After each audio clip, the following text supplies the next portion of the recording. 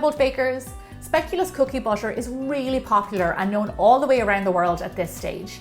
It is a delicious spread that is made up of ground up spiced cookies. Today I'm going to show you how you can take that spread and make it into a no-bake cheesecake. So let's get started. So I've got some very exciting news before we start to get stuck into our cheesecake. I am launching a brand new bread series that begins this Sunday, June 4th, and it will run for at least 8 weeks. Now this just isn't any other regular bread series. This is a special one, and I'll tell you why.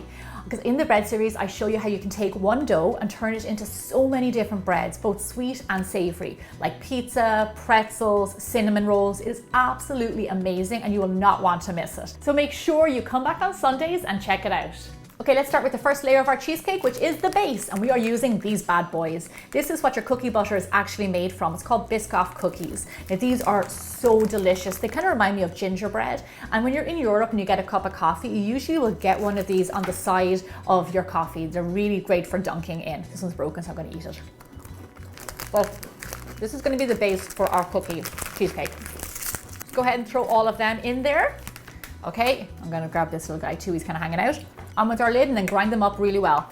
Now, if you can't buy these in your store, I'm going to put a link on my website, biggerbolderbaking.com, of where you can buy these cookies and you can buy the cookie butter. Okay, so it just takes a few minutes and then your cookies should look like this, nice fine crumbs. Oh, these smell amazing. So now here I have some melted butter and I'm going to pour this in with our cookies. This is like delicious glue that is going to bring all our cookies together.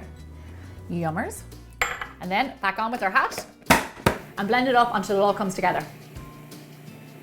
And that's it. It takes no time at all to make a cookie base. Perfect, nice and wet. This is what we want. So now we're going to push this into our cheesecake tin. Pour your cookie base straight into your tin. Now this is the fun / messy part. Get in there with your hands and flatten it out. It's kind of funny, but there's also a kind of a caramelly smell off these cookies. So delicious. Okay, this is the base of our cheesecake. I'm going to pop this into the fridge and then we're going to get started on our filling.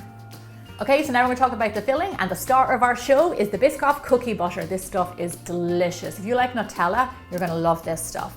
And we are going to put a big spoonful of this into our machine because it's going to be in the center of our cheesecake. As you can see, it's like a cookie butter, like any other cookie butter.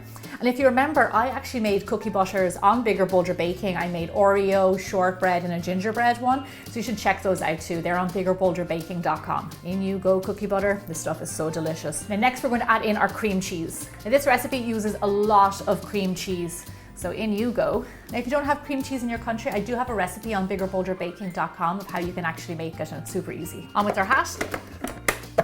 Now you will notice that I'm not putting any sugar in here, and the reason is because our cookie butter is already sweet, so you actually don't need it. Okay, this is looking great. Oh, yummy. I can tell there's no more lumps. Now into this, I'm going to pour in my whipping cream. The thing about it is that I don't put in eggs and I don't put in gelatin because a lot of the audience don't like eggs or they can't have eggs. So these are really, really great for people who have different kinds of diets. And you don't have to bake it. Okay, turn it back on. We're going to whip it up again for around another 3 minutes or so until you see this mix really stiffen. Okay, lovely. This is really nice and thick. So now it is time to pour it on top of our cookie crust. Pour it straight in on top of your cookie crust until it fills up your tin. Now what I like to do to make sure that it's all even and there's no air bubbles, I like to give it a little bit of a tap on the counter so it can kind of settle itself. Okay, great. Cheesecakes take no time at all. I made this in minutes. Now this guy is ready to be put into the fridge. Now like I said before, it doesn't contain eggs and it doesn't contain gelatin. So it needs a little bit of extra time in the fridge to be able to set. So make them at least 24 hours in advance than when you want to eat him. So here I have a cheesecake that I made yesterday because I wanted to be ready in time to show you what it's going to look like. Ta-da! The big reveal. Gorgeous. This looks fantastic. It's nice and thick. I love a good thick cheesecake, especially when it has a nice thick base on it. It's my favorite part. Okay, lovely. Now we're not going to decorate it right now because the first thing you want to do is actually transfer it onto your display plate. Okay, now this is my favorite part, the decorating. Now here I have some of my signature salted caramel sauce. The recipe's on the website. You can also use store-bought if you want to, but homemade is better. And then it's going to drizzle it over the top of my cheesecake, letting it drip down the sides just a little bit to give a nice effect. Oh my gosh. One of the reasons I also didn't add sugar into the cheesecake was because the caramel sauce on top is just going to go so well if the filling isn't too sweet, so it's going to be perfect. Here I have some whipped cream. You know I love whipped cream. So go ahead and pipe a nice big rosettes all around the top. Gorgeous. Now remember, if you don't want to eat this cheesecake straight away, it freezes perfectly. So remember that, and even if you've got a few slices left over, pop them in the freezer. You've got instant dessert the next time. And then last but not least, so we know that it is a cookie butter cheesecake. I have some cookies and I'm just going to place a few around the top.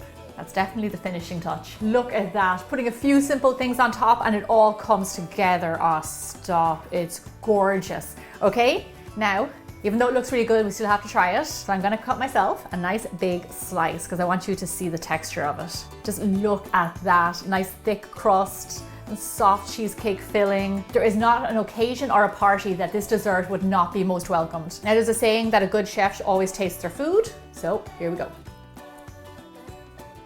Oh my gosh.